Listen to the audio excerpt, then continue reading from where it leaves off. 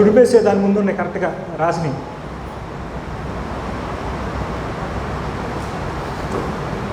కొన్ని key points చెప్పాం కదా. ఫస్ట్ 3 వచనాల్లో ఏం రాసుకున్నాం?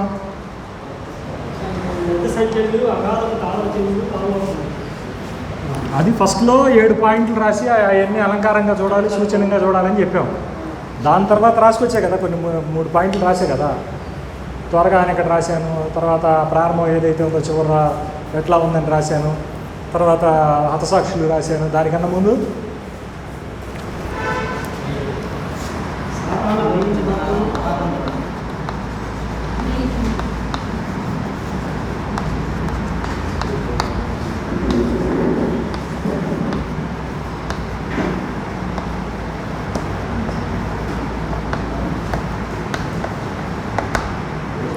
ఇదేగా చూసింది మనం. అంటే చెప్పేవాడు నాకు గుర్తుండాలి కానీ మీకు వినేవాడికి మీకేందంటావా?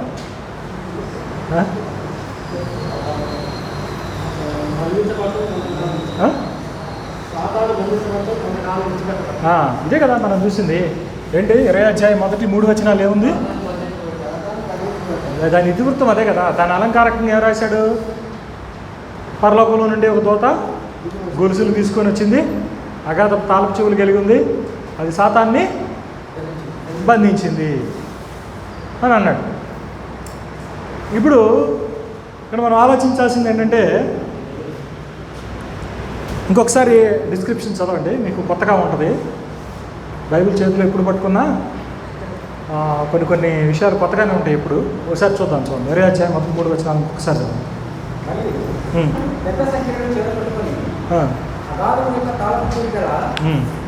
ఒక దేవదూత పరలోకం నుండి దిగి వచ్చుట చూచుకుంది. అతడు ఆది సర్పమును అనగా అపవాదియు సాతానును ఆ ఘట సర్పమును. మన వాళ్ళ తెలివితేటలటువంటి అంటే ఆ వచనం చూపించి అదిగా చూడు పరలోకం నుండి ఒక దూత వస్తుంది అని అంటే వాడు వస్తున్నారు కానీ చేయలేదని చూస్తున్నాడంట. చేతిలో చేయలేదని. దూత అయితే కనపడింది కానీ దేనికోసం చూస్తున్నాడు? ఏముంది? ఏం చూశాడంట? పరలోకం నుండి ఒక దూత దిగి రావటం. ఏం కలిగి ఉంది? తాళపు చెవి, పెద్ద సంఖ్యలు. దూత అయితే వస్తుంది కానీ సంఖ్యలు లేవు, తాళం కనపడతలేదు అని చూస్తున్నాడంట వాడు. అంటే మనిషి క్యూరియాసిటీ థింకింగ్ ప్యాటర్న్ ఎట్లా ఉంటుంది అని చెప్పడానికి నేను చెబుతున్నా. మనం ఒక హిట్ ఇచ్చామనుకో దానికోసం చూస్తుంటారు కానీ పక్కదాన్ని చూడరు. ఇప్పుడు 1000 అన్నాం అనుకో 1000 చూస్తారు కానీ చుట్టూ ఉన్న ప్రాపర్టీని చూడరు. దాంట్లోనే ఉంటుంది సమాచారం అంతా. ఏం చూస్తారు? 1000 ఏళ్ల పరిపాలన అని చెప్పి టకటకటక వచనం చదివించామనుకో 1000 అనేది 3 సార్లు వింటాడు కానీ అది ఎవరు పార్టిసిపేట్ చేస్తున్నారు, ఎప్పుడు పార్టిసిపేట్ చేస్తున్నారు, ఏం చదువుతున్నాడు, తర్వాత ఏం జరిగింది, ముందు ఏం జరిగింది, అది ఆర్డర్ ఎట్ట జరిగింది ఏమీ పట్టింపు ఉండదు. ఇప్పుడు పోలీసు వాళ్ళు కూడా ఇంట్రాగేషన్ చేసేటప్పుడు ఇట్లాంటి టెక్నిక్సే వాడతారు.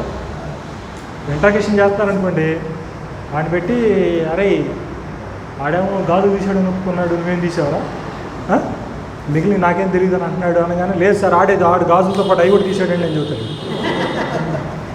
అది ఇంట్రాగేషన్ చేసేటప్పుడు అట్లా టెక్నిక్స్ వాడతారు. అట్లాగే మన వాళ్ళ నాలెడ్జ్ ఎటువంటిదండి చెప్పామనుకో చెప్పిన పాయింట్ దాని మీదే ఉంటుంది కానీ చుట్టూ ఏముంది ప్రాపర్టీ అనే ఆలోచన ఉండదన్నమాట.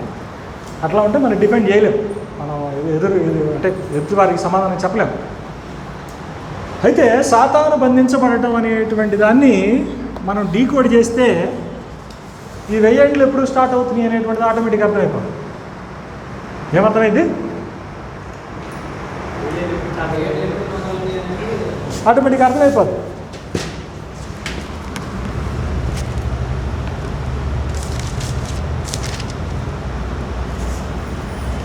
రెండో వచనం చూడండి ఒకసారి.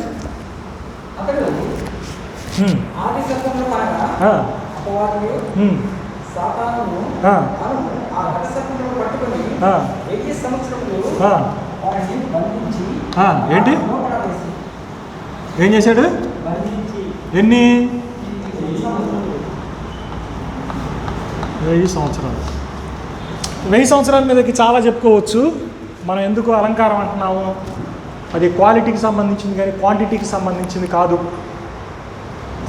అర్థమవుతుందా? అది శ్రేష్ఠత సూచించేది కానీ సంఖ్యాపరమైనది కాదు అనేది ఎందుకు చెబుతున్నా అనేదని మనం చాలా ఉదాహరణలు చెప్పుకోవచ్చు. ఒక క్లాసు సరిపోద్ది దానికి. మళ్ళీ 1000 సంవత్సరాలు ఎట్టుండే అది కూడా చెప్పు.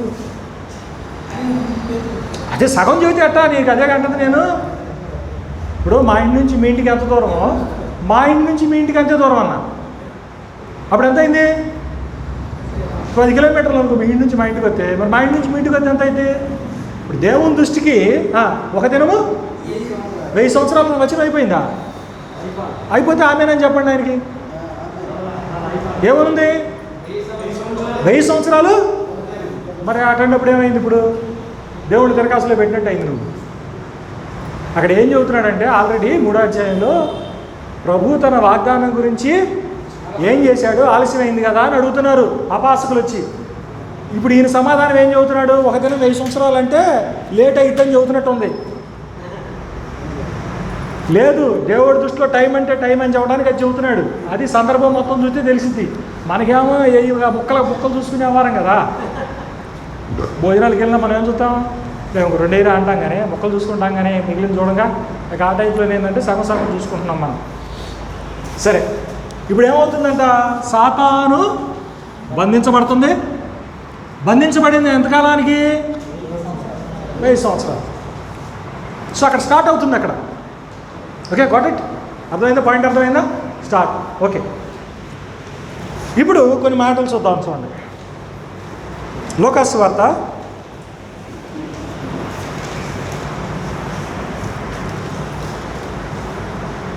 10వ అధ్యాయము. లూకాసు వార్త 10వ అధ్యాయము 18వ వచనం దగ్గర నుంచి కావాలి మనకి. దానికి సంబంధించింది కొద్దిగా ముందే స్టార్ట్ అవుతుంది. చూద్దాం. చూడండి, దేనికి వచ్చారు అంటే ఆయన ఆ 10వ అధ్యాయంలో ముందుగానే ఏం చేస్తున్నాడు అని అంటే, ముందు నుంచి చదువుకోండి మీకు అర్థమవుతుంది. ఆయన 70 మంది ఇతరులు నియమించి అని స్టార్ట్ అవుతుంది 10వ అధ్యాయం కదా. ఆయన ఏం చేస్తున్నాడు అని అంటే తన శిష్య బృందాన్ని ఎక్కడ పంపిస్తున్నాడు? వెళ్ళండి, గుడ్ న్యూస్ చెప్పండి అందరికీ. ఏంటి గుడ్ న్యూస్? ఏంటి? దేవుని రాజ్యం సమీపించి ఉన్నది, తీసుకెళ్ళండి, గుడ్ న్యూస్ తీసుకెళ్ళండి అని అన్నాడు. వెళ్ళారు. వాళ్ళు చాలా వండర్ఫుల్ థింగ్స్ చేశారు. ఆ గుడ్ రిపోర్ట్తో వచ్చారు వాళ్ళు. వా, అద్భుతంగా ఉందండి, అసలు మామూలు రెస్పాన్స్ కాదు అని అన్నాడు. అని చూడండి ఏమవుతుందో చూడండి.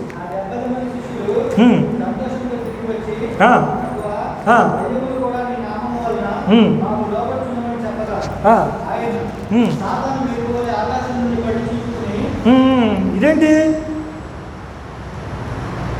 మళ్ళీ చదువు.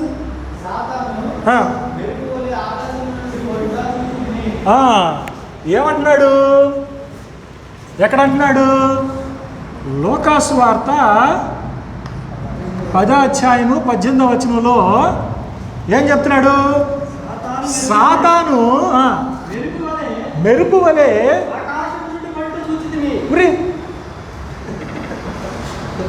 చూశాడా? మెరుపు వలె కింద పట్టం చూశాను అని అన్నాడు. తర్వాత ఇది నీకేం గుర్తుకొస్తుంది చెప్పు? దీన్ని చూడంగానే ఏం గుర్తొస్తుంది?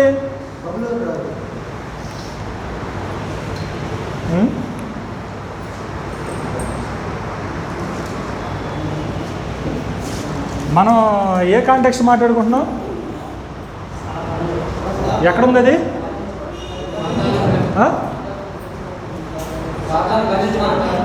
ఎక్కడుంది అది అంటున్నా? నేను బైబిల్లో ఉందనేరు. ఎక్కడుంది అది? ఇప్పుడు ఏం గుర్తుకు రావాలి మీకు? ఏం గుర్తు వస్తుంది?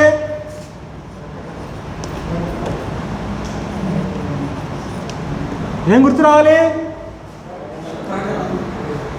ప్రకటన గ్రంథం 12వ అధ్యాయంలో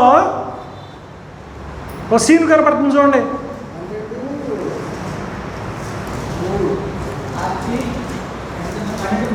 పన్నెండో అధ్యాయం కొన్ని వచనాలు చదువుతూ ఉంటే కొద్ది కాంటెక్స్ట్ అర్థమైందని.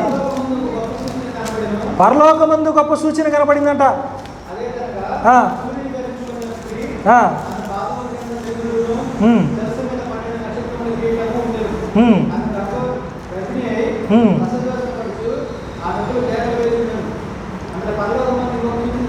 ఆ, ఇంకా అర్థం కావాలండి. ఏడో వచనం నుంచి చదవండి. ఏం జరిగింది? ఇప్పుడు ఏమంటున్నాడు? 12 ఫస్ట్ నుంచి చూస్తే ఒకదాని స్టార్టింగ్ గురించి రాసుకొచ్చాడు. అక్కడ 7వ వచనం కాడి నుంచి ఏమో రాశాడు? వార్ సీన్ రాశాడు. మీరు చాలా జాగ్రత్తగా చూసుకుంటే ఇవన్నీ కూడా గాస్పల్ నేరేటివ్లో ఉంటాయి. అంటే సువార్తలో ఆయన జననం గురించి, ఆయన చంపాలనుకునేటువంటి ఇతివృత్తం గురించి, ఆయన పరిచర్య స్పృశించడం గురించి ఇవన్నీ టచ్ చేస్తూ ఉంటాడు. ఇది మనం తర్వాత ఎప్పుడన్నా ఎలాబొరేట్ చేద్దాం. మన టాపిక్కి స్టిక్ అని ఉంటాం కాబట్టి హింట్ ఇచ్చిపోతున్నాం. ఓకే, ఏం జరిగిందంట 7వ వచనం నుంచి? అంతటా పరలోకములో ఎవరెవరికి?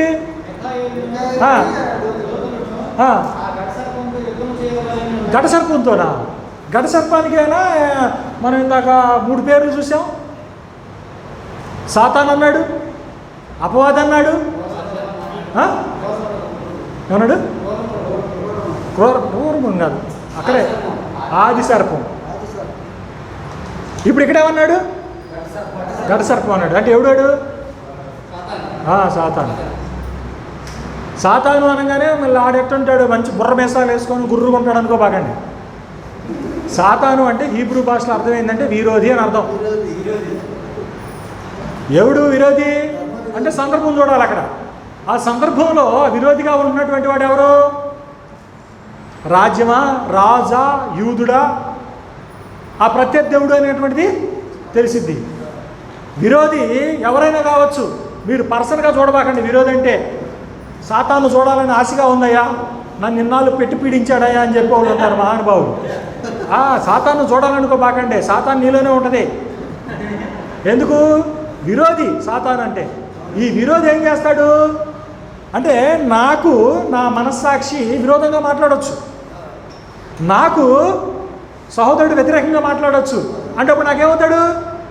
విరోధి అవుతాడు. అది హీబ్రూ భాషలో చెప్పాలనుకో సటాన్ అంటాడు. సటాన్ జయరాజ్ అంటాడు. అనగానే ఈయన నా వెలుగుతోతో దైనాన్ని పట్టిందని అనుకోబాకండి. దాని అర్థం ఏంటి? విరోధి అని అర్థం. అంతవరకే. అది కాంటెక్స్ట్ డిఫైన్ చేసింది ఆ విరోధి ఎవరు అనేది.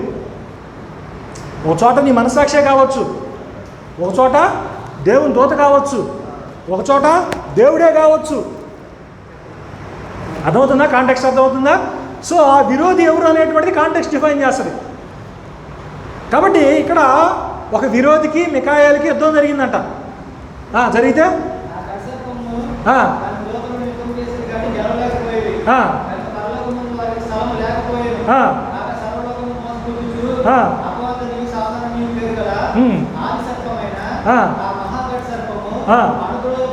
అది ఇప్పుడు ఎక్కడేం చూశాడు? యేసుప్రభు ఏం చూశాడు? చదవాలి అది చదవాలా. లోక 10:18 అది అక్కడ చదవగానే అప్పుడు ఇది కనెక్ట్ చేసి లేపాలా పైకి. ఆయన సాతాను మెరుపువలె ఆకాశం నుండి పలుట చూచింది. అక్కడేం జరిగింది? అక్కడేం జరిగింది? ప్రకటన గ్రంథంలో చదవాలి. అది చదివాలి, అది చదివి ఇది చదివి ఇది చదివితే కనెక్షన్ అయిపోద్ది కదా.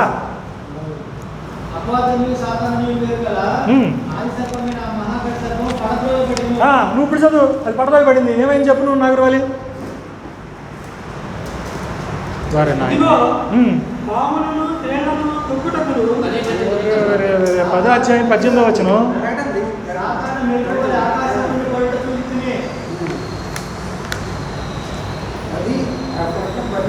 సాంబార్ బాగా పనిచేస్తున్నట్టుంది. బాగా పనిచేస్తున్నట్టుంది సాంబార్. ఒకళ్ళేమో లోక 10:18 ఫాలో అయ్యి, ఒకళ్ళేమో ప్రకటన గ్రంథం 12:7 నుంచి ఫాలో అవుతూ ఉంటే రెండు దాపంగా నీకు చదివితే అర్థమైపోయా సీను. చేయండి, పని చేయండి, ఇప్పుడు చేయండి. చదువు. పరలోకంలో స్థలం లేక చదువులో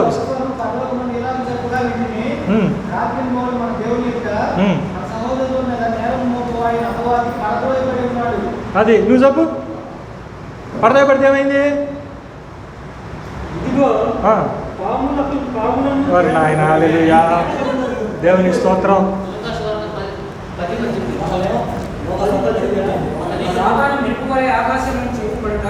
అది ఇక్కడ డౌన్ ఫాల్ అవుతుంది.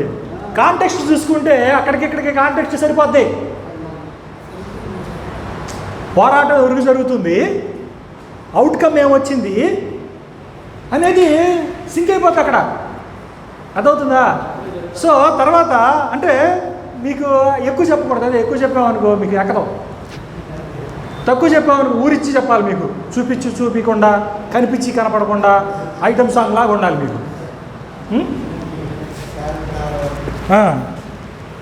ఇప్పుడు చూడండి, ఇది ఎప్పుడు జరిగిందంటే, ఇది మనం చదివింది ఇప్పుడు. ఇది ఎక్కడుంది? అది ఇప్పుడు ఇది ఎక్కడుంది? ఇది సువార్తలు. సువార్తలు అంటే రమారమి కాలం ఏం చెప్పుకోవచ్చు?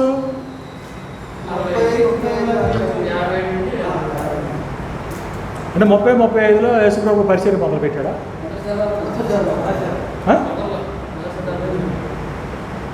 దాదాపు 25 దగ్గర స్టార్ట్ అయింది. 26-27 దగ్గర స్టార్ట్ అయింది. ఎప్పుడు స్టార్ట్ అయింది? క్రీస్తు శకం 26-27 దగ్గర స్టార్ట్ అయింది. అది అంటే ఏంటి? ఆయన వయసులో ఉండి పరిచర్య చేసే టైము. ఇది కొద్దిగా ఒక 5 సంవత్సరాలు అటు ఇటు వెళ్తూ ఉంటుంది. దాని దగ్గర నువ్వు కన్ఫ్యూజ్ అవుద్దు, నన్ను కన్ఫ్యూజ్ చేయొద్దు, దాన్ని వదిలేసేయండి. సో ఇదేమవుతుంది? ఆయన పరిచర్య టైం పీరియడ్లో జరిగినట్టుగా మనకి కనపడుతుంది. ఏంటది? Defeat of the Satan. సాతాను బంధించబడతాం, దాని యొక్క పతనం అనేటువంటి ఆనవాళ్ళు ఎక్కడ కనపడుతున్నాయి? సువార్తల్లో కనపడుతుంది, ప్రభు పరిచర్యలో కనపడుతుంది. దీన్ని ప్రకటన గ్రంథంలో ఉటంకిస్తున్నాడు. దాన్ని గోప్యంగా చెబుతున్నాడు, క్రిప్టిక్గా చెబుతున్నాడు, మర్మయుక్తంగా చెబుతున్నాడు. ఎందుకంటే ప్రకటన గ్రంథాన్ని ఎందుకంటే రాయాల్సి వచ్చింది? మామూలుగా సింపుల్గా సువార్తలాగా రాయొచ్చు కదా, అట్టాగా ఎందుకు రాశారు? అర్థమయ్యి అర్థం కాకుండా, కనిపించి కనపడకుండా ఎందుకు రాశారట? అంటే అప్పుడున్నటువంటి పరిస్థితులు వేరు. ఏంటండి? అప్పుడున్నటువంటి పరిస్థితులు వేరు. ఎందుకు పరిస్థితులు? అప్పుడు పరిస్థితులు ఎలా ఉన్నాయని చెప్పాము పొద్దున్న క్లాసులోనే చెప్పా. ఏం చెప్పాను? సంఘం అనేటువంటిది బహుశ్రమల గుండా పోతుంది. మీరు నిద్రపోతున్నా సరే మొదటి శతాబ్దంలో పరిస్థితి ఏంటి రే లే అన్నాం అనుకో, శ్రమల గుండా పోతుంది అని చెప్పలేవాలి. మీకు చదివిచ్చే కదా, అది కూడా చదివిచ్చే కదా, కల్తీలు రాసిన పత్రిక కూడా చదివిచ్చే కదా. 27 వచ్చిన ఏమనుంది? 4:27 దగ్గర అప్పుడు వాడిని ఎట్లా హింస పెట్టానో ఇప్పుడును అలాగే జరుగుతుంది అనడం. సంఘం అనేటువంటిది మైనారిటీగా ఉండి యూదుల చేత ప్రధానంగా ఏమవుతుంది? హింస పొందుతూ ఉంది. నువ్వు అపోస్తల కార్యం చదువుతూ ఉండు, వీళ్ళు ఏడు సువార్త ప్రకటించిన వెనకాల ఏమవుతాయి? హింసలు వస్తాయి, రివార్డులు రావు. ఏమొచ్చింది? ఏడకన్నా ముందు ఎదురెళ్ళి హింస ఎదురు చూస్తుంది అక్కడ. రా నువ్వు ఆడకెళ్ళి ప్రకటించుతున్నావు అంటే రా, మాకే వచ్చేది రా, నెక్స్ట్ మేమే నిన్ను ఆడుకునేది అని వీళ్ళకి ప్రతికూలమైనటువంటి పరిస్థితులు శ్రమలు కూడా పోతుంది. ఇప్పుడు ఉన్నట్టుగా చర్చిలు లేవు, ఇప్పుడు ఉన్నట్టుగా కాన్ఫరెన్స్ బిల్డింగ్లు లేవు. మరి వాళ్ళు కలుసుకోవాలంటే చాలా సీక్రెట్గా ఈరోజు నాగూర్ వాళ్ళ ఇంట్లో కలిసారనుకో, డిసైడ్ చేసేవాళ్ళు నెక్స్ట్ ఎవరి ఇంట్లో కలుసుకుందామని రహస్యంగా భేటీలు చేసుకునేవాళ్ళు. అట్లాంటి పరిస్థితుల్లో ఉండాలి.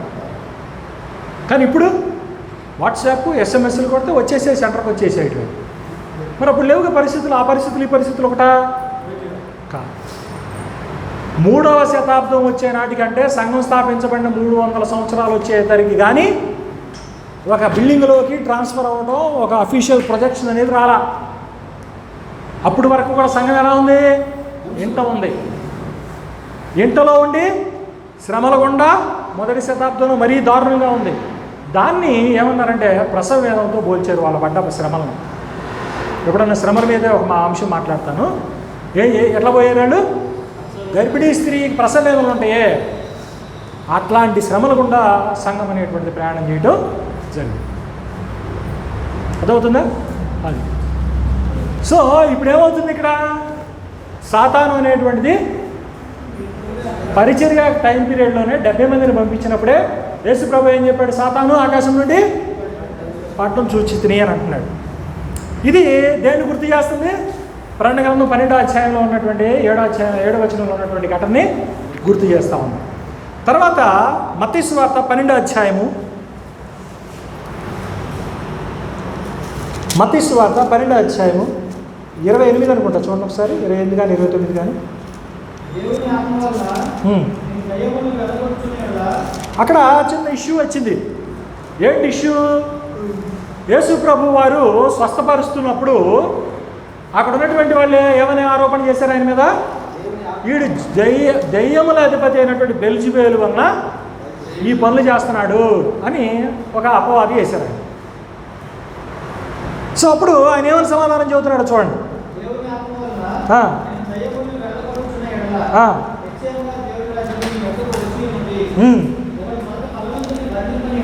ఏమన్నాడు? బలవంతుని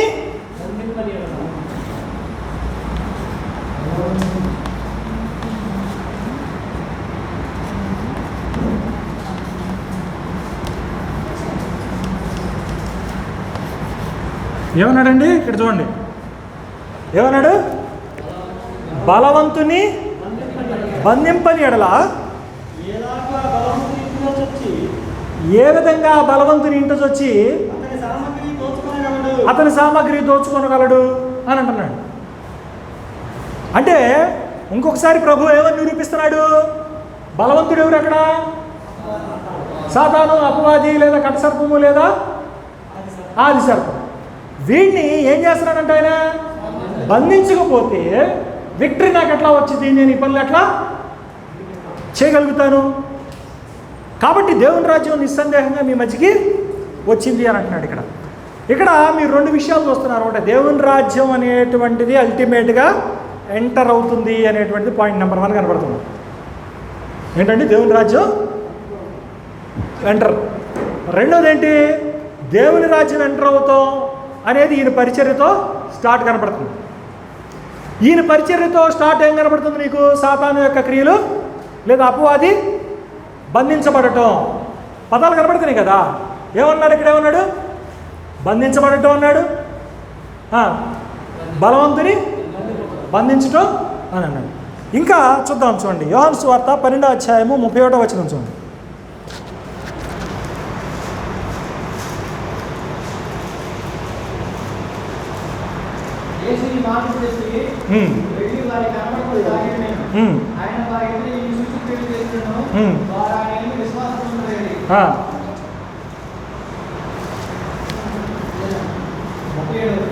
ముప్పై 31 కదా నేను చదవమంది. 12:31 కదా.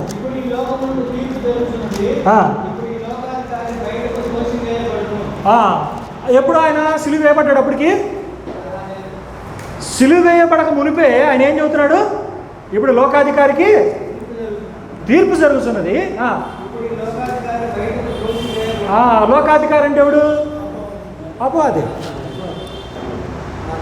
సో ఏమవుతుంది ఇక్కడ అంటే నీకు 1000 ఏళ్ల పరిపాలన ఎప్పుడు స్టార్ట్ అవుతుంది అనే దానికి ఫస్ట్ ఆనవాళ్ళు ఏంటి?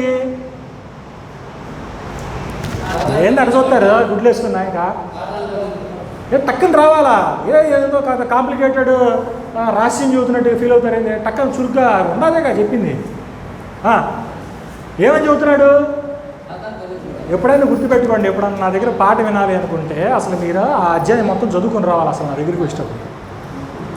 లేకపోతే అర్థం కాదు, అటు కూర్చొని ఏదో స్టోరీ చదువుతూ ఉన్నాడు అన్నట్టుగా విన్నాము చక్రవాతం మొగల రేగులు అనుకుని వస్తారు. కంపల్సరీ చదువుకు రావాలి. అది మీ మైండ్లో లేకుండా నేను చెప్పే కనెక్షన్స్ మీకు ఏమొస్తాయి? ఏమవుతుంది? ఫస్ట్ ఏంటి? సాతాను బంధించబడుతుంది. ఎన్నాళ్ళు బంధించబడుతుంది? 1000 సంవత్సరాలు బంధించబడుతుంది. అదే టైంలో ఏమవుతున్నారు వీళ్ళు? హతసాక్షులుగా ఉన్నటువంటి వాళ్ళు బతికించబడి సింహాసనాసీనులై ఉండి క్రీస్తుతో కూడా 1000 సంవత్సరాలు పరిపాలన చేస్తున్నారు. అంటే ఏం జరుగుతుంది? 1000 సంవత్సరాల్లో ఒకవైపు ఏం జరుగుతుంది? ఇది జరుగుతుంది. ఇంకోవైపు ఏం జరుగుతుంది?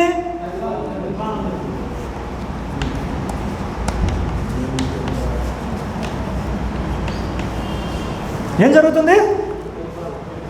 క్రీస్తుతో కూడా రాజ్యం చేయడం జరుగుతూ ఉంది. ఇదే వేల పరిపాలన అంటే. ప్రత్యేకమైనటువంటి వ్యక్తులు ప్రత్యేకమైనటువంటి కాలంలో ప్రత్యేకమైనటువంటి పరిపాలన చేస్తూ ఉన్నారు. అందుకనే దాన్ని మనం ఏమంటున్నాము? క్వాంటిటేటివ్ కాదు, క్వాలిటేటివ్ అంటున్నాం. ఏమంటున్నాము మనం? క్వాలిటేటివ్ అంటున్నాం. యేసు ప్రభువుని కండ్లారా చూసి చెవులారా విని ఆయన అనుసరించేటువంటి వాడికి యేసు ప్రభు మాటలు విని లేదా గ్రంథంలో ఉన్న మాటలు చదువుకుని ఆయన అనుసరించే మనకి తేడా లేదు,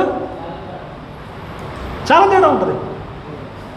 అట్లాగే ఆ సంఘానికి ఈ సంఘానికి చాలా తేడా ఉంది. కాబట్టి ఏం జరుగుతుంది ఇక్కడ 1000 ఏళ్ళలో ప్రత్యేకంగా? క్రీస్తు కూడా రాజ్యం చేయటం. అయితే ఇక్కడ ఏముంది మధ్యలో? కొసమెరుపు.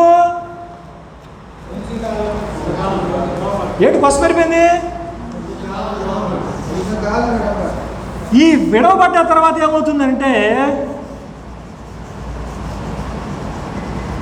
జడ్జిమెంట్ జరుగుతుంది. అంటే ఫైనల్ ఏర్పాట్లు చేసుకోవడానికి, సాతానికి దేవుని యొక్క వక్రత కుమ్మరించుకోవడానికి, ఆ విరోధికి పూర్తి అవకాశం ఇవ్వడం కోసం ఈ కొంచెం కాలం. అర్థమవుతుందా? ఇక్కడ హింట్ ఏంటంటే దీనికి ముందేమన్నాడు? 6వ అధ్యాయంలో 6వ అధ్యాయం 7 నుంచి మనం చూసినప్పుడు వాళ్ళు ఎంతకాలం వెయిట్ చేయమన్నాడు వాళ్ళని?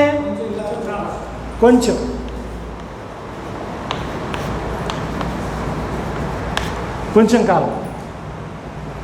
తర్వాత వీడు విడిచిపెడతాం ఎంతకాలం? కొంచెం కాలం. అంటే ఇది ఏదో ఒక తాత్కాలికమైనటువంటి ఉపశమనాన్ని, మొదటి శతాబ్దంలో ఉన్నటువంటి ఉపశమనాన్ని చూపిస్తుంది. ఇది ఫైనల్ 70 తీర్పు ఏదైతే ఉందో, 70 దాష్టికం ఏదైతే ఉందో, అది జరగటానికి ముందు ప్రేరేపించబడేటువంటి సంగతుల యొక్క కాలాన్ని సూచిస్తుంది. అదైనా మీకు ఇది గుర్తుపెట్టుకోండి. తర్వాత వివరాలు లోతుకి వెళ్ళినప్పుడు మనం లోతుకి వెళ్దాం. కానీ ఇప్పుడు గుర్తుపెట్టుకోవాల్సింది ఏంటి? 1000 ఏళ్ళకు ఉన్నటువంటి ప్రత్యేకత ఏంటి? 1, 2 అది 1000 ఏళ్ళ పరిపాలన. ఉండాలిగా చదివింది మనం, కొత్త ఏం చదవలేదుగా, బయట నుంచి ఏం తీసుకురాలేదుగా నేను. 1 దీన్ని మనం గుర్తించడానికి మనం ఏం ఐడెంటిఫై చేసాము? సాతాను బంధించబడటం అనేటువంటి దాన్ని గురించి కొద్దిగా నేపథ్యాన్ని చూసినప్పుడు ఏం కనపడింది మనకి? లూకా సువార్త, మత్తయి సువార్త, యోహాను సువార్త ఇవన్నీ గమనించినప్పుడు సాతాను బంధించబడటం అనేటువంటిది, బలవంతుని బంధించడం అనేటువంటిది, లోకాధికారి పడదవి పట్టడం అనేటువంటి సంగతి, ఇవన్నీ కూడా మనకి కాదు. తర్వాత ఇంకా మనకి కొన్ని వచనాలు కనపడతాయి చూడండి. ఇంకా ఇదే సిమిలర్ కనపడుతుందండి. మార్క్స్ వార్త 5:27 అనుకుంటా. సరే, కొలసి 2:15 కూడా చూడండి. హెబ్రీ 2:14 కూడా చూడండి. కొలసి 2:15, హెబ్రీ 2:14.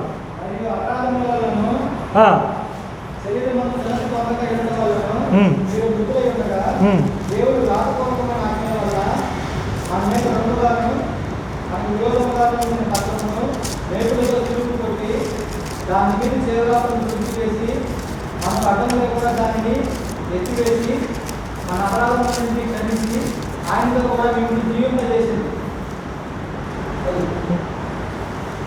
అది మనం రాంగ్ చదివినట్టున్నామండి. ఒక్క నిమిషం.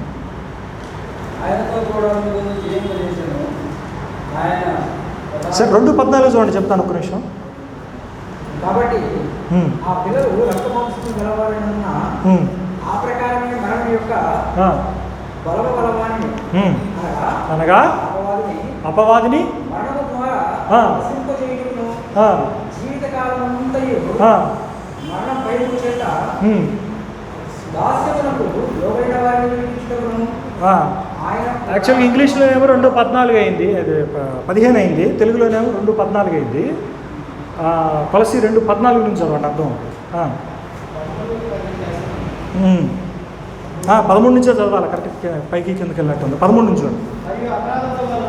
ఆయన మనలను అంధకార సంబంధమైనటువంటి అధికారంలో నుండి విడుదల చేసి అని అంటాడు. ఎక్కడి నుంచి విడుదల చేశాడు? From the power of darkness. దేని గుర్తది? సాతానికి ఆ పవర్ నుంచి రిలీజ్ చేశాడని అంటున్నాడు. తర్వాత హెబ్రీ ఏం చదివారు? 2:14 ఏం చదివారు? మరణము యొక్క బలం కలిగినటువంటి వాడి చేతుల నుంచి అయినా విడిపించాడు అని చెబుతున్నాడు. అంటే ఇన్ని యాంపిల్ ఎవిడెన్సెస్ మనకేం కనపడుతున్నాయి అంటే, ప్రభువు వారి యొక్క పరిచర్య, ఆయన యొక్క సమాధి మరణ పునరుద్ధానాల ద్వారా సాతాను బంధించబడటం, సాతాను కూలదయబడటం అనేటువంటి సంగతి జరిగింది అన్నట్టుగా మనకి ఏమవుతుంది? అర్థమవుతుంది.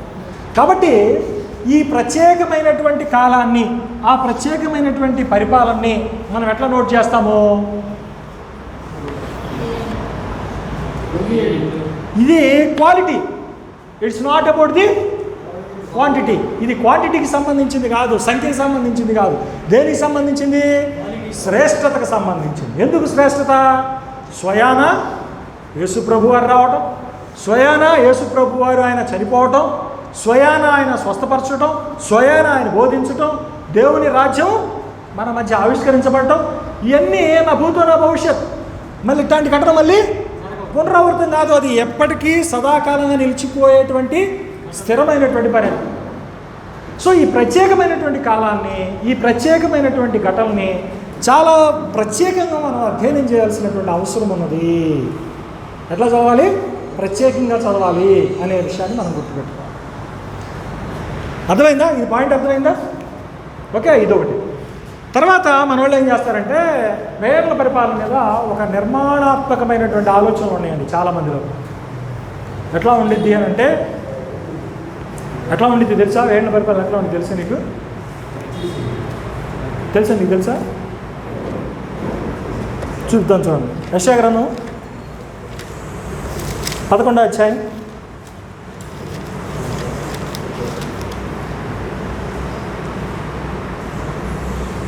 6వ వచనం.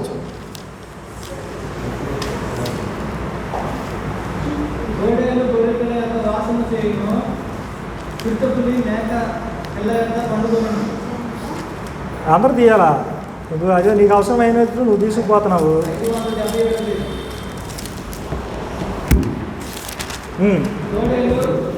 ఏది కామన్ క్వశ్చన్. అది ఏళ్ళ పరిపాలన అంటే ఏంటనుకున్నా? నీకు క్యూరియాసిటీ ఎట్టొచ్చింది అనుకున్నా? ఏంటి నీకు? ఏంటండి నీకు క్యూరియాసిటీ ఎక్కడి నుంచి వచ్చింది అనుకున్నా? ఆసక్తి ఎక్కడి నుంచి వచ్చింది అనుకున్నా? వేళ్ళ పరిపాలనలో పార్టిసిపేట్ చేయాలని తెలుసా? ఏమి లేదు అక్కడ. నీకు చెప్పుకోవడానికి ఏమి లేదు. కానీ క్యూరియాసిటీ పాయింట్ ఏం తెలుసా? ఇది క్యూరియాసిటీ. చూడండి,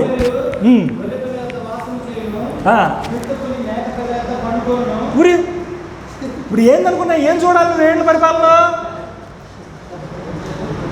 ఏంటి? తోడేలు గొర్రెపిల్ల యుద్ధ వాసము చేయును, చిరుతపులి మేకపిల్ల యుద్ధ పడుకొను, దూడ కొడుమ సింహము పెంచబడిన కోడియు కూడుకొనగా బాలుడు వాటిని తోలును, ఆవులు ఎలుగులు కూడి మేయును, వాటి పిల్లలు ఒక్క చోటనే పండుకొను, ఎద్దు మేయనట్లు సింహము గడ్డి మేయును, నాగుపాము పుట్ట ఎద్దు ఆటలాడును. ఇది చూడటానికి మీకు 1000 ఏళ్ల పరిపాలన కావాల్సింది. దేనికి కావాలి మీకు 1000 ఏళ్ల పరిపాలన?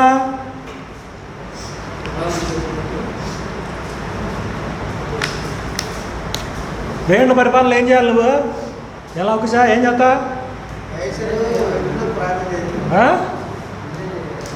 పరలోకం పరలోకం పరలోకాన్ని పావు గంట దంచుతున్నాడు నా దగ్గర మన బోధకుడు. మామూలుగా కాదు, అసలు మరమరాలు ఎగినట్టు ఎగుతున్నాయి నాకు తల్లో. అసలు మనంతా పరలోకం కోసం, పరలోకం పరలోకం ఏం చేస్తావా చెప్పు? ఆడికి వెళ్ళాను, ఏం చేస్తావు చెప్పాను? ఏం అట్టడుగుతావు? పరలోకం మన గోలు కాదు. సరే గోలు, నా గోలు అన్నీ గోలే. ఇందుకు ఏం చేద్దాం? ఆడికి వెళ్ళాను. దేవుని మహింపరుస్తావు అన్నాడు. ఎట మహింపరుస్తావు చెప్పు? అక్కడికి వెళ్ళి ఒక ఐడియా చెప్పు నాకు. ఏం చేద్దాం?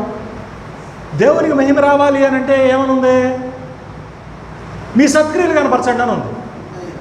అంటే ఆ జీవితాన్ని నువ్వు ఏడ జీవించాలా? ఇక్కడ జీవించాలా? ఇక్కడ చేయాలా నువ్వు ఆ పని?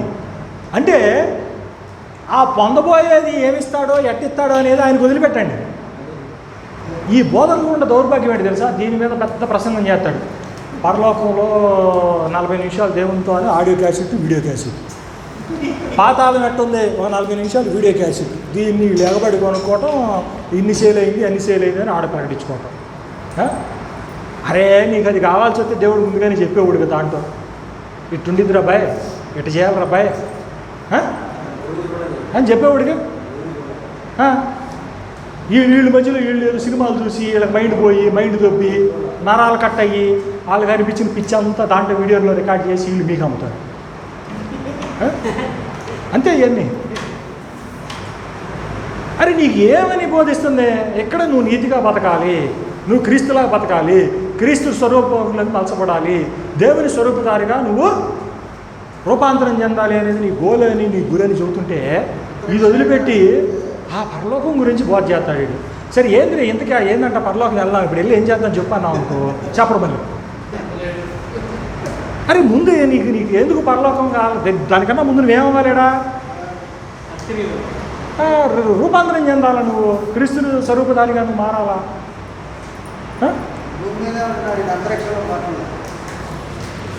సరే ఇప్పుడు వేర్ల పరిపాలనలో ఏందనుకున్నారు? మజా ఎందుకు అనుకున్నారు? ఎందుకు వెళ్ళేది? వీళ్ళు కోట్ చేసి ప్యాసేజ్ ఏందనుకున్నా, ఇది ఇంకొక చోట వచ్చి యెషయాలోనే ఇంకో సందర్భం ఉంటుంది, అది కూడా చదివిస్తానులే. ఈ 2-3 కోట్ చేసి చూపిస్తూ ఉంటారు అక్కడ. ఏమనంట, ఏం జరిగిద్దంట? తోడేలు గొర్రెపిల్ల. మీరు జాగ్రత్తగా గమనిస్తే 9వ వచనం చూడండి. 9వ వచనం కీ. 9వ వచనం ఏంటి? కీ. ఇప్పుడు చూడండి. నా పరిశుద్ధ పర్వతమందు, నా పరిశుద్ధ పర్వతమందంతటను ఏ మృగమును ఎక్కడ హాని చేయదు. వినపడలా నాకు వినపడలా. ఎవరు ఒకళ్ళే చదువుతున్నారు, కొద్దిగా బాగా చెవుడుతున్నాను. ఏంటంట? నా పరిశుద్ధ పర్వతమందంతటా ఏ మృగము హాని చేయదు. ఎక్కడ? పరిశుద్ధ పర్వతం మీద.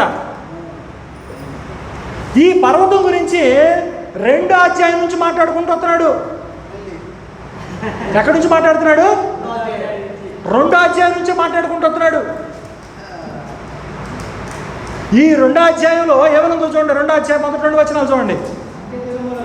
అంత్య దినములలో అంట హింట్ ఇచ్చాడు. ఏమన్నాడు? హింట్ ఇచ్చాడు. నన్ను ఫాలో అవ్వండి. ఏమిచ్చాడు? హింట్ ఇచ్చాడు. ఏంటి హింటు? అంత్య దినములలో అని అన్నాడు. అంత్య దినములలో ఏమవుతుందంట? పర్వతముల పైన యెహోవా మందిర పర్వతము ఆ పర్వత శిఖరమున స్థిరపరచబడి కొండల కంటే ఎత్తుగా ఎత్తబడును.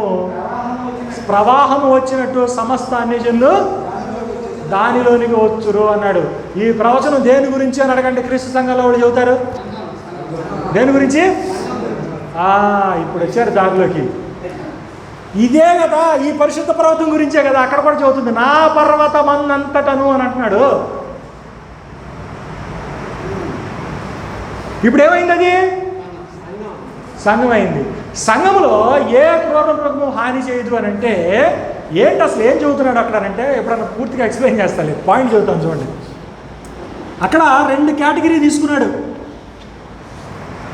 ఒకటి క్రూర మృగం, రెండోది సాధు జంతువు లేదా మృదు జంతువు.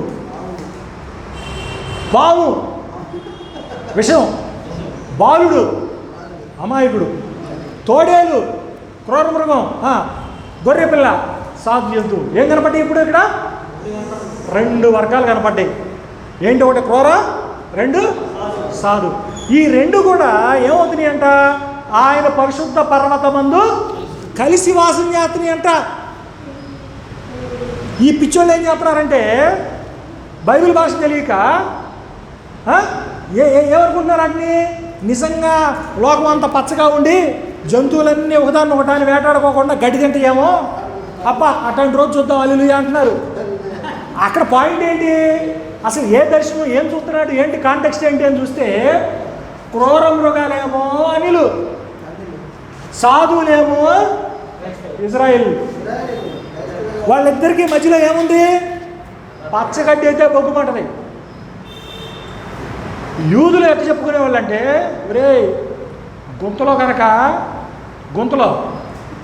దొన్నపోత పడ్డా, మీ ఆవు పడ్డా, గీత పడ్డా తీరు, అదే అన్యుడు కనుక పడితే సో పొర్రపాటును కూడా వెనక చూడబాకరే. అంటే ఎందుకు అన్యుడు ఏంటి వాళ్ళకి, అశుద్ధం. 10వ అధ్యాయంలో అపొస్తలుల కార్యంలో చూస్తాం, పేతురు ఏం చూశాడు, ఏం దర్శనంలో ఏం చూశాడు, సకల చతుష్పాద జంతువుల్ని చంపుకు తినమన్నటువంటి స్వరాన్ని విన్నాడు. ఏమన్నాడు అప్పుడు పేతురు అన్న మాట ఏంటి, ఏమన్నాడు, మాట ఏమన్నాడు, నిషిద్ధమైనటువంటి వాటిని నేను అన్నట్టు ముట్టలేదు ప్రభు అన్నాడు. వాళ్ళంతా ఏమయ్యారంట, వాళ్ళు అన్యులందరూ ఏమయ్యారు, నిషిద్ధమైనటువంటి వాళ్ళు, అంటరానటువంటి వాళ్ళు, అసహ్యమైనటువంటి వాళ్ళని ఏళ్ళు చూస్తే బొగ్గుమనేది. మేము మాత్రమే దేవుని పిల్లలని గర్వపడేవాళ్ళు వీళ్ళు. అట్లాంటి వైషమ్యంలో నుంచి ఇప్పుడు వీళ్ళు ఇరువురు కూడా ఆ మందిర పర్వతం మీద ఏమవుతున్నారు, కలిసిపోతున్నారు. ఎక్కడ జరుగుతుంది అది, ఇదే అపొస్తలుల కార్యం ఎఫెసీయులకు రాసిన పత్రిక 2వ అధ్యాయంలో మర్మము అని చెబుతున్నాడు. ఏం చూశాడు మర్మంలో, క్రీస్తు యేసునందు సువార్త వలన అన్ని జనులు కూడా సమాన వారసులు అనే విషయాన్ని చూశాడు. దాన్నే మర్మం అన్నాడు. ఈ మర్మం పాత నిబంధనలో ఇట్లా ఎక్స్పెక్ట్ చేశారు, వాళ్ళకి అర్థం కాల. కానీ కొత్త నిబంధనలో క్లారిటీ ఇచ్చాడు. ఏమిచ్చాడు క్లారిటీ, చక్కగా వాళ్ళు అన్ని జనులు, వీళ్ళు ఇజ్రాయిళ్ళు, వీళ్ళకి ఉన్నటువంటి వైషమ్యాన్ని ఆయన శిలువ ద్వారా తొలగించి ఉభయుల్ని ఒక్క శరీరంగా చేశాడు. అర్థమైందా? సో ఈ దేని గురించి మాట్లాడుతుంది, సంఘం గురించి. అంటే మళ్ళీ ఎక్కడికి వెళ్ళింది, ఇది మొదటి శతాబ్దానికి వెళ్ళిపోయింది. ఈ ఇద్దరు ఒకటైంది ఎప్పుడు, ఇప్పుడు వేల పరిపాలన జరిగిందంటే ఇంకో సంగతి ఏం చెబుతున్నట్టు, నువ్వు నెరవేరిందన్నట్టు చెబుతున్నట్టే కదా నువ్వు. ఇప్పుడు ఇది వెళ్ళి ఎక్కడ కూర్చుంది, దీంట్లో కూర్చుంది, ఈ టైం ఫ్రేమ్లో కూర్చుంది కరెక్ట్గా. సాతాను బంధించబడటం, తర్వాత అన్ని జనులు ఉభయలు ఒకటవటం. అర్థమవుతుందా ఫ్రేమింగ్? యేసుక్రీస్తు వారికి మన పునరుద్ధానాలు ఇవన్నీ ఒక టైం ఫ్రేమ్లోకి సెట్ అవుతున్నాయి. ఏంటి టైం ఫ్రేము, రమారమిగా మనం కనుక గెస్ చేసుకుంటే AD 27 ఆ టైం పీరియడ్లో కనుక మనం సాతాను బంధించబడటం అనేటువంటి కాన్సెప్ట్ స్టార్ట్ అనుకుంటే 70 AD అల్టిమేట్ పాయింట్. 70 AD కూడా కాదు, 68 దాకా మనం కనుక తీసుకుంటే ఈ సాతాను విడిచిపెడతబడతాం అనేటువంటిది ఇక్కడ సెట్ అయింది 67, 68 దగ్గర. ఏదైనా సరే ఈ 40 సంవత్సరాలు మొదటి శతాబ్దంలో ఉన్నటువంటి శ్రేష్టమైనటువంటి కాలాన్ని ఏమని పిలుస్తారు, వేళ్ల పరిపాలనా కాలం అని పిలుస్తారు. అది ఎట్లా తెలిసింది మనకి అంటే, కన్స్టిట్యూయెంట్ ఎలిమెంట్స్ని మనం తెచ్చుకోవాలి. అంటే ఏంటి, అనుబంధ ఘటనల్ని మనం జోడించుకుంటూ తెచ్చుకుంటే ఒక ముఖ చిత్రం అనేటువంటిది ఫామ్ అవుతుంది. ఆ ముఖ చిత్రం అనేటువంటిది మొదటి శతాబ్దంలో సాతాను బంధించడంతో ఆరంభమవుతుంది. సాతాను విడిచిపెట్టబడటంతో ఏమవుతుంది, ఫైనల్ తీర్పుకి పురుకొల్పుతుంది. ఆ తీర్పే 77 తీర్పు. అది 68కి తారాస్థాయికి వెళ్ళిపోయింది అన్నమాట. అంటే ఆ శత్రుత్వం అనిశ్చితి ఎక్కువైపోయింది. ఇది చారిత్రకమైనటువంటి విషయాలు. వీటిని కొద్దిగా స్పృశించాలి అని అంటే మీకు బాగా అవగాహన పెరగాలి. చారిత్రకపరమైనటువంటి విషయాలను మనం బాగా శోధించి ఏ విషయం దీని కిందకు వస్తుందో, ఏ ఘటన కిందకు వస్తుంది అనేటువంటి దాన్ని బాగా ధరించి మనం పెట్టుకోవాలి. మనం అంత దూరం వెళ్ళలేదు కాబట్టి ఉజ్జాయింపుగా మీకు ముఖ చిత్రాన్ని వరకు మాత్రమే నేను ఇస్తున్నాను. సో ఈ వేళ్ల పరిపాలన అనేటువంటిది పర్టికులర్గా ఏ టైం పీరియడ్ అని మనం చెబుతున్నాము, సిలువ అంటే యేసుక్రీస్తు వారి పరిచర్య నుండి 77 యెరూషలేము నాశనం వరకు ఉన్నటువంటి కాలాన్ని ఏమంటున్నాం మనము, 1000 ఏళ్ల పరిపాలన అని అంటాం. 1000 అనేటువంటిది సంఖ్యాపరమైనటువంటిది కాదు, శ్రేష్టత్వానికి సంబంధించింది.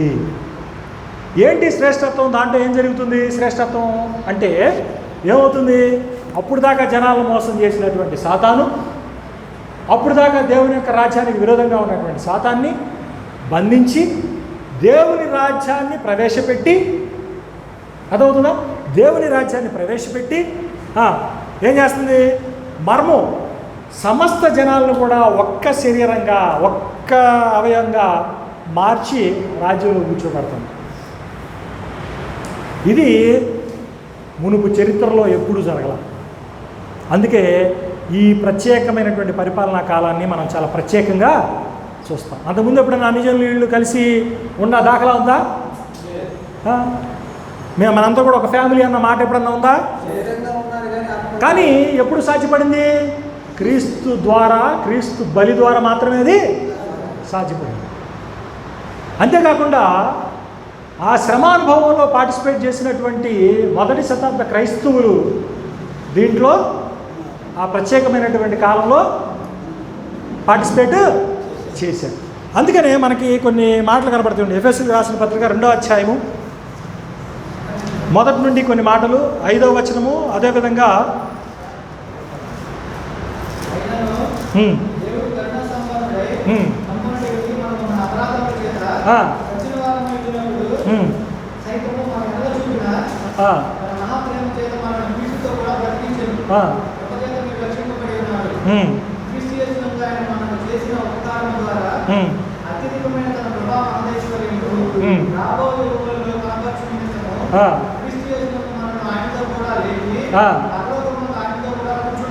ఈ 4 ఇప్పుడు చదివిన లాస్ట్ పెద్ద లైన్ మొత్తం ఒకసారి అండర్లైన్ చేసుకొని ఎప్పుడైనా మెడిటేట్ చేయండి. ప్రత్యేకత ఏంటి అనేటువంటి విషయం మీకు బోధపడింది. దాని మీద ప్రత్యేకంగా చెప్పాలి. ఇప్పుడు మనం అంత టైం తీసుకోలేము. ఇంకొకటి ఏంటంటే,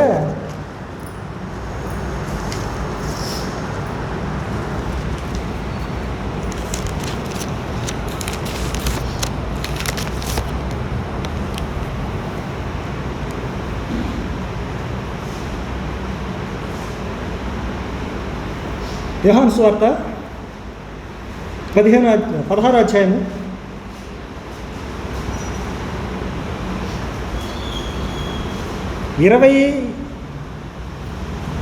20 నుండి 22 వచనాలు చూడండి.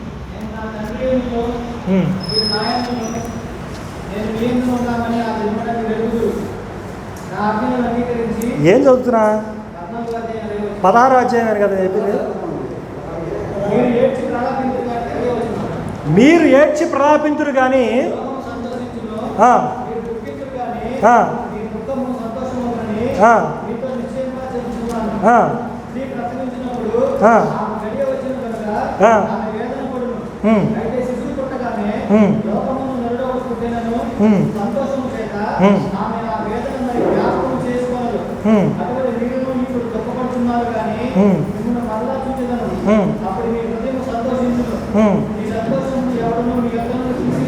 ఇక్కడ మీరు జాగ్రత్త గమనిస్తే అక్కడ పడుతున్నటువంటి దుఃఖాన్ని, వాళ్ళు పొందుతున్నటువంటి దుఃఖాన్ని ప్రసవ వేదంతో పోల్చాడు.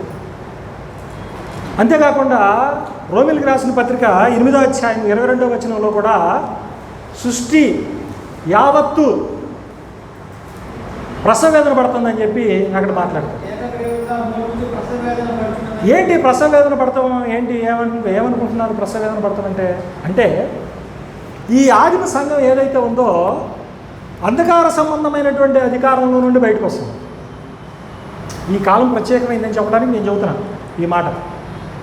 ఇంకోవైపు వాళ్ళు పాత నిబంధనలో నుండి పరివర్తన చెందుతూ దేంట్లోకి వస్తున్నారు? కొత్త నిబంధనలోకి వస్తున్నారు. కానీ ఒక రకంగా చెప్పాలంటే పూర్తి ట్రాన్స్ఫర్మేషన్ అనేటువంటిది వాళ్ళకి చాలా కష్టం. అంటే మీకు ఎట్లా చెప్పాలి? నువ్వు మీ పిల్లోడిని ఒక ఐఏఎస్గా మార్చగలవు కానీ, ఐపీఎస్గా మార్చగలవు కానీ, ఈ వయసులో నువ్వు మారటమంటే సాధ్యపడే విషయం కాదు. నీకు బాగా కష్టమైంది. కానీ నీ పిల్లల దగ్గరికి వస్తే ఏమవుతుంది? అది సాధ్యపడదు. అంటే he can be the true person. అంటే లైఫ్ పరంగా కానీ, అన్నిటి పరంగా, పొటెన్షియల్ సామర్థ్యం పరంగా కానీ ఇవ్వగలుగుతాడు. అట్లాగా ఆదిమ సంఘం ఏం చేస్తుందంటే క్రీస్తు యొక్క శ్రమానుభవంలోకి వెళ్ళి దేవుని సంకల్పంలో ఉన్నటువంటి అసలు సిసలైనటువంటి బిడ్డను ప్రసవించడానికి అది తాపత్రయపడుతుంది, తపన పడుతుంది. ఆ తర్వాత వచ్చినటువంటి వాళ్ళనే మనం పూర్తిగా ట్రాన్స్ఫార్మ్ అయ్యి వచ్చినటువంటి వాళ్ళనే ఆఫ్టర్ జనరేషన్. అందుకని మొదటి శతాబ్దాన్ని, ఆ టైం పీరియడ్ని చాలా ప్రత్యేకంగా చూడాల్సినటువంటి అవసరం అనేటువంటిది ఉన్నది. తర్వాత ఇంకా కొన్ని ఇష్యూస్ ఉన్నాయండి, ఇంకా కొన్ని చెప్పచ్చు. వద్దు అంతవద్దు మీరు అంత, ఎందుకంటే ఉప్పు తిన్నారు, బంగాళదుంప కూడా తిన్నారు, తర్వాత మాట ఏంటంటే హల్లెలూయా చాలా ఇబ్బంది, చాలా కష్టంగా ఉంటుంది. అందుకని పాయింట్ అయితే మాత్రం సూటిగా క్లియర్గా చెప్పాను అనుకుంటున్నాను నేను. ఓకే, ఇది గుర్తుపెట్టుకోండి. ఇది గుర్తుపెట్టుకున్న తర్వాత ఇంకొక విషయం ఏంటంటే, కొన్ని కోట్ చేస్తారు వీళ్ళు మేధావులు కొంతమంది. ఇంకొకటి చెప్పనా, అది కూడా చెబుతా ఉన్నాను. లేకపోతే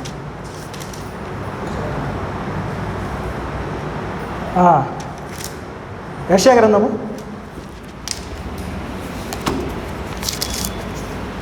65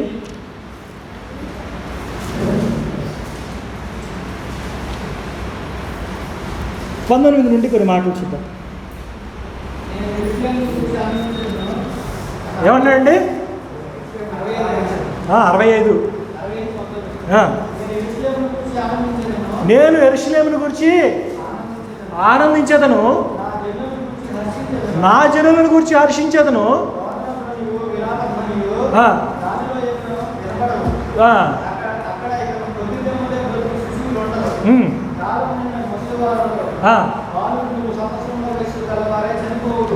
చూసావా, ఏందనుకున్నావు? ఏండ్ల పరిపాలన ఎట్టుండిద్ది అనుకున్నా? ఒక సైడ్ ఏం చూపించా నీకు ఇందాక? తోడేలు, గొర్రెపిల్ల, పాము, బాలుడు, కోడి తోడ, కోడి నాగు, ఇవన్నీ చూపించా. ఇంకో సైడ్ చూపిస్తున్నా. ఇంకో సైడ్ ఏముంది ఇప్పుడు? ఏం చదువుతున్నావు మళ్ళీ అక్కడ? నువ్వు చచ్చిపోతారనే చదువుతున్నావు నువ్వు. అది మర్చిపోతారు మన వాళ్ళు కిటుకు. చచ్చిపోతారంట, ఆడ కూడా చచ్చిపోతారంట. అది ఎప్పుడు? అది మన దగ్గర నొక్కుతారు, మనమే పుసుకుని పట్టుకుంటాం పేకాలది. కానీ ముందు నుంచి చదండి, 19 నుంచి చదండి. ఏముంది?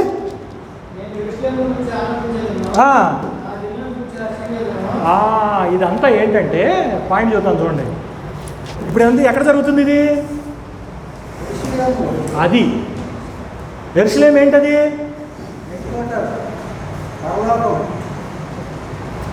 పరలోకం అనక్కర్లా, భూలోకం క్వార్టర్లో అని చెప్పండి. యెరూషలేము ఏముందండి? యెరూషలేము అంటే ఏంటండి? యెరూషలేముకు ఉన్న ప్రత్యేకత ఏంటి? హోలీ ల్యాండ్ కదా, దేవుని మందిరం ఉంది అక్కడ. యెరూషలేము అంటే మీకు ఏం గుర్తు రావాలి? యెరూషలేము దేవాలయం గుర్తు రావాలా? పరిశుద్ధ స్థలం గుర్తు రావాలి మీకు, అది కదా యెరూషలేము అంటే. ఇప్పుడు యెరూషలేము ఏమవుతుందంట? అరే ఉండదు చెప్పండి. హల్లెలూయా. ఏమనుంది అక్కడ? ఆనందిస్తారంట. మొన్నటిదాకా ఏమైంది? ఇదే తెలియాలా అసలు, ఏ కాంటెక్స్లో మాట్లాడుతున్నాడు ఇవన్నీ తెలియాలా. ఇవన్నీ వాళ్ళని ఆపలేరు. వాళ్ళు అడగంగానే అని వచ్చి అనా ఫోన్ చేస్తారు. అరే ఏ కాంటెక్స్లో మాట్లాడుతున్నాడు ఏందనేది తెలియాలి అక్కడ. వీళ్ళందరూ వెళ్ళి బబులోను చెరలో ఉన్నారు అక్కడ. నెబుకద్నెజరు వచ్చి ఏం చేశాడు? మొత్తం చల్లాచెదురు చేసి వాళ్ళ ఉపకరణాలు, దేవాలయాన్ని దోచుకొని మొండి గదులతో తీసుకుపోయాడు వాళ్ళందరినీ. బట్టలు లేకుండా తీసుకుపోయాడు. ఎట్ట వెళ్తారు? నవ్వుకుంటూ వెళ్తారా? జామ్ జామ్ జామ్ అని ఎట్ట వెళ్తారు? ఏడ్చుకుంటూ పోయారు. అయ్యో మా కర్మరా బాబు, మేము దేవుని నిబంధన మీరాము, మాకు ఈ దౌర్భాగ్యం పట్టింది అని చెరలోకి పోయిన వాళ్ళు ఏడుతున్నారు. ఇది వాళ్ళ పాస్ట్. ఇప్పుడు చూడు ఏమంటున్నాడంటే ఆయన, ఇదిగో నేను నూతనమైనటువంటి దర్శనం సృష్టించబోతున్నా, నూతనమైనటువంటి నిబంధన ఇవ్వబోతున్నా, నూతనమైనటువంటి జనాన్ని సృష్టించబోతున్నా. అక్కడ ఎట్లుంటుందో తెలుసా? మునుపటిలాగా ఉండదు. మునుపటిలాగా ద్వేషాలు, వైషల్యాలు ఉండవు. మునుపటిలోక రోదన ఉండదు. ఏముంటుందో తెలుసా? ఇక్కడ నుంచి సంతోషకరమైనటువంటి ప్లేస్గా దాన్ని మార్చబోతున్నా. అని ఏం చెప్తున్నాడు? వాళ్ళకి రెస్టోరేషన్ గురించి చెబుతున్నాడు. ఆ రెస్టోరేషన్ ఎక్కడ జరుగుతుంది అని అంటే నూతన యెరూషలేములో జరుగుతుంది, నూతన సృష్టిలో జరుగుతుంది, కొత్త సృష్టిలో జరుగుతుంది. అది ఆ కొత్త సృష్టి ఏంటది? సంఘం. అర్థమవుతుందో పాయింట్? అది అందుకని ఏంటంటే మీకు ఇది ఎత్తులే కానీ మీకు ఎక్కవ కానీ ఇవన్నీ మీకు ఎవరైతే ఎవడో అడిగి ఎవడో మీ గొంతు పట్టుకునేదా నా దగ్గరికి రారు. మీకు అప్పుడు అవసరంలో ఉన్నప్పుడే చెప్పాలి కానీ లేపి మాత్రం చెప్పకూడదు మీకు పొరపాటును కూడా. అర్థమైందా? సో ఇవన్నీ ఏవైతే ఉన్నాయో ఇవన్నీ కూడా మొదటి శతాబ్దంలో నెరవేరినటువంటి సంగతులు, మొదటి శతాబ్ద కాలాన్ని సూచిస్తూ ఉన్నాయి. ఇవన్నీ కూడా సంఘంలో నెరవేరినట్టుగా కూడా మనము చూడగలము. అంతేకాకుండా వేండ్ల పరిపాలన అనేటువంటి దాన్ని we should take it as a qualitative, not quantitative. అర్థమైందా? ఇది గుర్తుపెట్టుకోండి. ప్రత్యేకంగా ప్రతిదాన్ని కూడా సందర్భ సహితంగా ఆలోచించండి. ఆ సందర్భంలో ఏం చెబుతున్నారు ఏంటి అనేటువంటి దాన్ని దృష్టిలో పెట్టుకోండి. అర్థమైందా? ఇది చివరికి ఇంకో మాట చెబుతున్నా. మనల్ని అడుగుతారు మనకేం లేదా ఏండ్ల పరిపాలన, మీరు తాగుతున్నారు నాకేమన్నా ఇచ్చారు టీ? ఇదే వేండ్ల పరిపాలన అడిగినట్టుంది. అర్థం కాలా? సో ఎందుకంటే ఆ టీ తాగితే నేనేం చెప్పాను ఇంక మీకు, నాకు ఈ బాగా నన్ను ఎవరికి నన్ను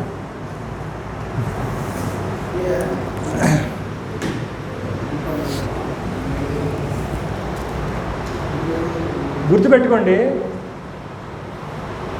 సరే వచనం చదివిస్తాను చూడండి. మత్తయి సువార్త 25వ అధ్యాయము, మత్తయి సువార్త 25వ అధ్యాయము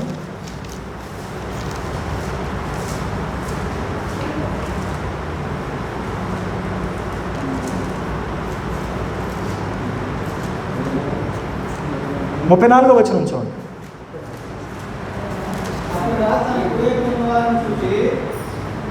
పాయింట్ చూడండి. ఎప్పుడు జరుగుతుంది? ఎప్పుడు జరుగుతుంది తీర్పు? 35వ వచనం చూడండి.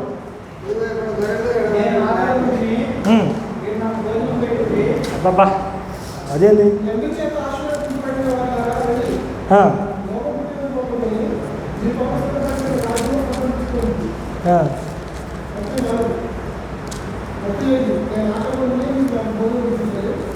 ఒక్క నిమిషం 31 చూడండి. ఫస్ట్ 31 చదివి, తన మహిమతో మనుష్య కుమారుడును ఆయనతో కూడా సమస్త దూతలను వచ్చినప్పుడు ఆయన తన మహిమగల సింహాసనం మీద ఆసీనుడయుండును. అప్పుడు సమస్త జనులు ఆయన ఎదుట పోగు చేయబడుదురు. గొల్లవాడు గొర్రెల్లో నుండి మేకలను వేరు చేసినట్లు ఆయన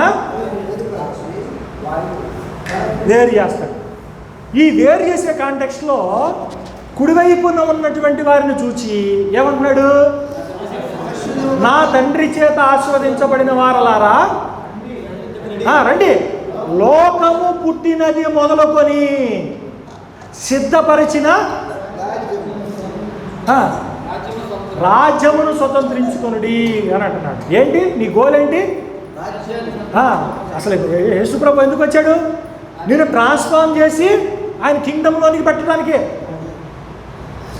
నిన్నేం చేయాలా? ఆయన ఒక స్వరూపధారిగా మార్చాలా. మారితే నువ్వు ఎక్కడికి వెళ్ళిపోతావు? ఎక్కడ అర్హుడు ఉంటావు?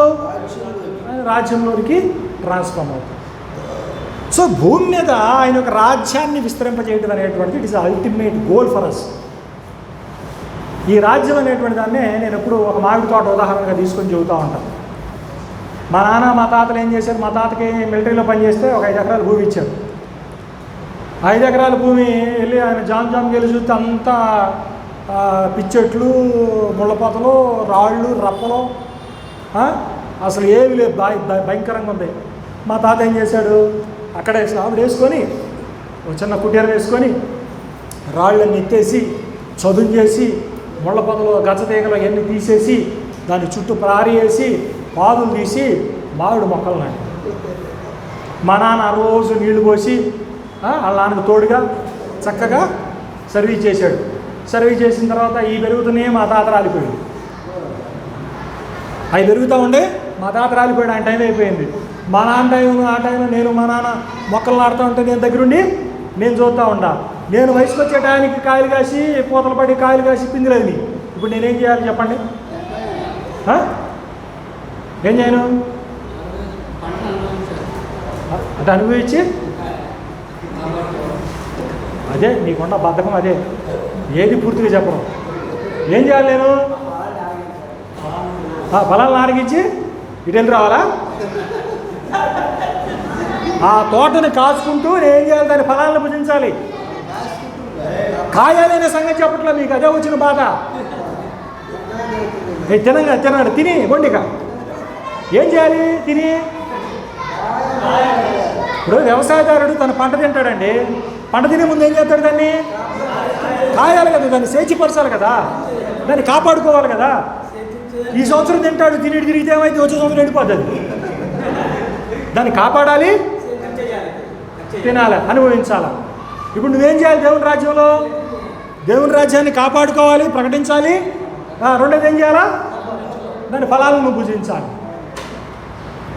ఇదే చాలా కష్టమైన పని అండి బాబు. ఏంటి కష్టమైన పని? ఇదే. మీరేమో ఇంకా రాళ్ళు కొడదామా, ఆ ముళ్ళ పొదలు పీకుదామా, అవి అయితే బాగా చేస్తాం మేము అని అంటారు. కానీ అసలు పాయింట్ ఏంటి? ఆ సుస్థిర రాజ్యంలో మనం ప్రవేశించి దాన్ని కాపాడుతూ దాని మేలుని మనం అనుభవించాలి. ఇది మానవాళికి ఉన్నటువంటి గురి. ఏం చేయాలి? మనం ఈ రాజ్య విస్తరణకి పాటుపడాలి. ఇప్పుడు అర్థమవుతుందా? రాజ్య విస్తరణకి పాటుపడాలి, దాన్ని కాయాలా. అంతేకాకుండా దానిలో లభించేటువంటి ఫలాల్ని సమాధానము, నీతి, ప్రేమ, ఇవన్నీ గుణాలు ఉన్నాయి కదా, వాటన్నిటిని మనం అనుభవిస్తూ వాటిని ఏం చేయాలా? వ్యాపించాలి. ఇది మనం చేయాల్సిన పని. అంతేగాని వాళ్ళు తిన్నారు కదా మాకేం లేదా అంటే మరి వాళ్ళకి నువ్వు కూడా తలకాయ కొట్టించుకోపోయి వెళ్ళి అడుగుతా. నేను నీ తరఫున ప్రార్థన చేసి అడుగుతాను. అయ్యా మా బ్రదర్ టొత్తనాడు అయ్యా, సిద్ధపోసే ఆయనకు కూడా. ఓకే, అర్థమైందా? ఇది తర్వాత ఇంకా కొన్ని పాయింట్స్ ఉన్నాయి, మనం వీలైతే నెక్స్ట్ కంటిన్యూ చేసుకుందాం. ఎందుకంటే చురుకుతనం లేదు. ఆ చురుకుతనం ఉంటే ఇంకా కొన్ని మనం చెప్పుకోవచ్చు. కానీ కొన్ని ఇంపార్టెంట్ ఇష్యూస్ అయితే మాత్రం మనం చెప్దాం. మనం కొనసాగించుకుందాం. కొన్ని ఇంకా కీలకమైనటువంటి విషయాలు ఉన్నాయి, అవి వాటిని కొనసాగించుకుందాం. ఇప్పటివరకు దేవుని యొక్క వాక్యం అందరికీ వందనాలు.